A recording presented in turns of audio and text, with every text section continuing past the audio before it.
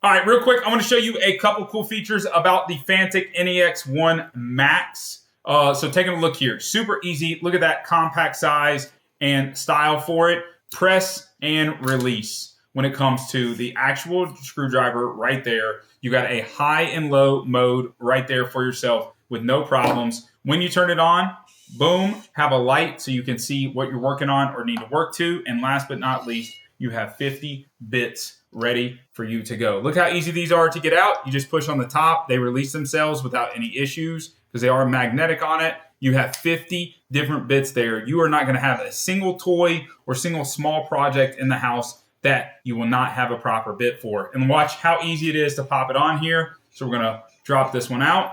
Okay, drop this one out. Boom. We're already on without any issues. Just like that. We're ready to go. Bam, bam. Thank you, ma'am. Take this off. Here you have it. Okay. Oops. Drop that back in here. There we go. Click it in. Next one.